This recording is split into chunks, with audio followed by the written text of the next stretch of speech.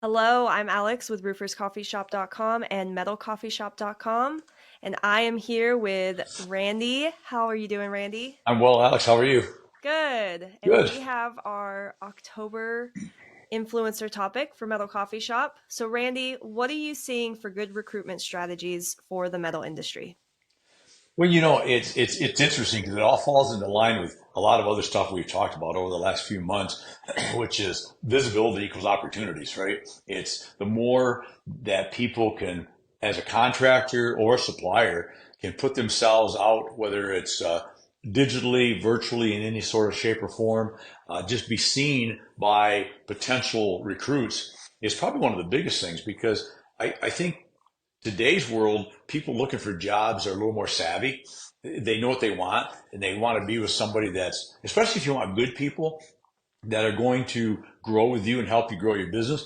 You want the people that is putting much effort into looking for you as you are looking for them, right?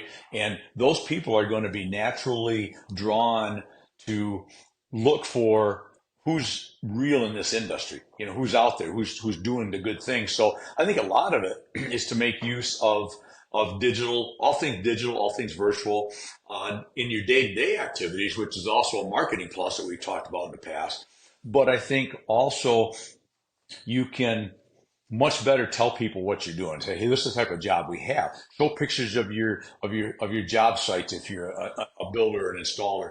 Show pictures of your plant or your trucks or whatever it is that you're doing if you're a supplier, so people get a real idea that you're real, that you're interested, and I think that plays a whole lot better than just a written ad that says, hey, we're hiring, send us a resume. Yeah, that's like blah, blah, blah. That's kind of boring, right, in today's world. And, the good news, bad news with all things social and digital is people get bored pretty easy. I mean, I'm an older guy. I get bored and I'm one of those TikTok guys that it's an 18-second one that I'm really interested in. And 3 seconds in, I'm already swiping because I'm already bored with it. So I think it's important that even with, in marketing, you talk about hooking people early. I think from the recruitment effort, you need to hook people early too, um, because you are competing for that person's, um, for that person, I guess is what I want to say. If they're looking for a job, you're competing against competitors in the industry, maybe out of the industry. So I think that goes a long ways. I think a lot of the traditional things can get forgotten. Um, and I don't want to ever forget, and I strive hard in my world of being a little more digital, virtual oriented. We don't want to, on the flip side of that, Alex, we don't want to forget the tried and true old world either. Right. The magazine ads, the signs out front, the job fairs, the those kind of things are a great way to go. If you're showing at county fairs, if you're an installer and you're doing some of the county fairs and showing your products and you're looking for people, make sure to put a sign up because you don't know who might be walking through, a young kid that's looking for a starter job, might be an older adult looking for a change of career. Might be a sales guy dissatisfied where he's at. Who may walk through. So I think you never want to miss an opportunity anytime, anywhere to get ahead of your competitor because I think that's the biggest thing you want to remember. I think when it comes to hiring people is you're competing just like you're competing for business. You're competing for that roof or that building or that whatever you're doing. You're competing for top employees too. And today's world, uh, it's a little more of a employees market, right? I mean, they can Hmm. kind of choose a little more where they want to be. So I think it's important to put yourself out front and say, I think we are where you may want to be. So come give us a shot. So, but I think a combination of um, the old school advertising, the combined with the new school digital, virtual, social media, all those sort of things, and combine and and I think the key thing is, I think people nowadays, especially younger folks, and I'm speaking to the choir because you're ever so much younger than I, but then again, everybody is. Is I think you're looking for something more than just a paycheck. That's important, Right. and more than just the benefits, even, which are important. I think a lot of people, especially the younger folks, are looking for Are you socially conscious? Do you care about do you care about your community? Are you a good corporate neighbor? Do you do those kind of things? Are you a fun place to work? Do I have some growth opportunities as opposed to what's my hourly rate and do you throw something in my 401k?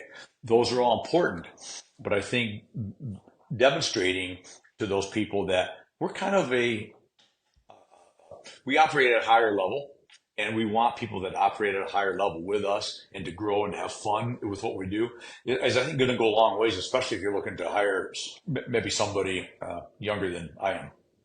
Yeah, And that's the definitely. basics Yeah, in my definitely mind. people looking at the work-life balance and all the benefits, it's definitely not just I just get up every day and go to a job. So I think that that's a Exactly. good point.